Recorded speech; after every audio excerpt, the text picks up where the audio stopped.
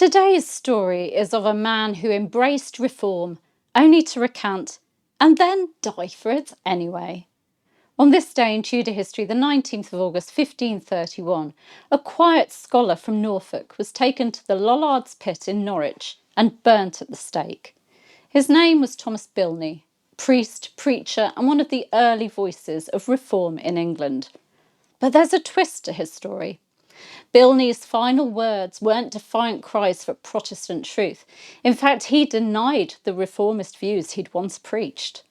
I'm Claire Ridgway, historian and author, and in today's video I'll be exploring the life, faith, fall and legacy of a man who helped shape the English Reformation, yet died unsure of where he stood. Let's go back to the very start of Bilney's life. Very little is known about Thomas Bilney's background, only that he came from Norfolk and was born in around 1495.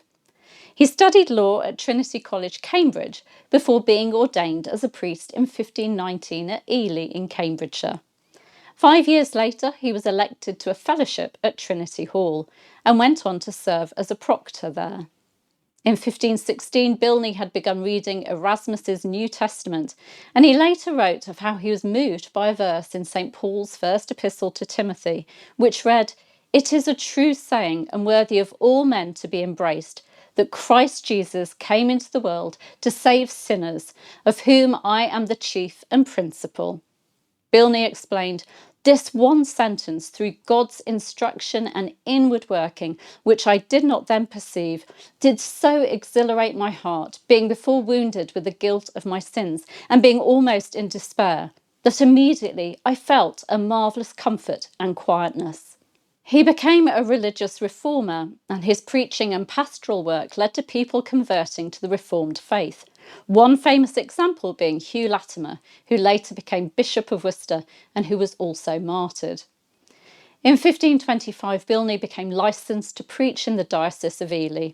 His biographer P.R.N. Carter explains that Bilney's evangelical preaching attracted the attention of the ecclesiastical authorities, but Cardinal Wolsey treated him leniently, simply demanding that he swear an oath not to preach Lutheran heresy.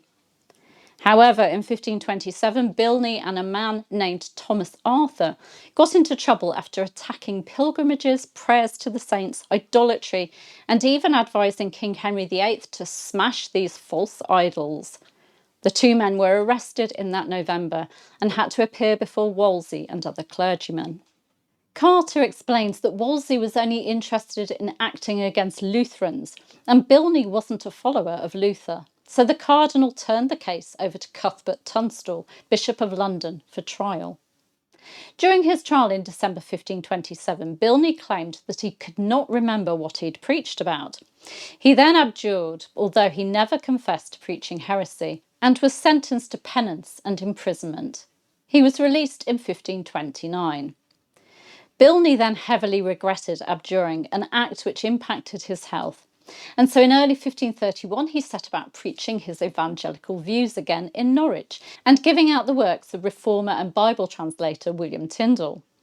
In March 1531, Bilney was arrested after arriving in London. He was sent back to Norwich and imprisoned.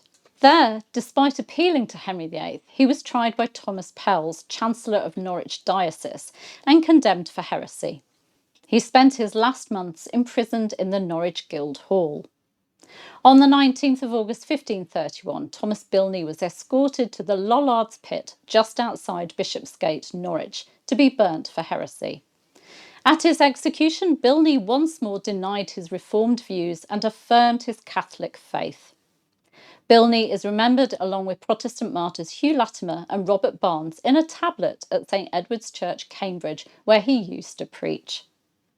Thomas Bilney's story isn't one of triumph or neat endings. It's messy, it's human, and heartbreakingly real. He sparked change, converting future martyrs like Hugh Latimer, and then struggled under the weight of that change.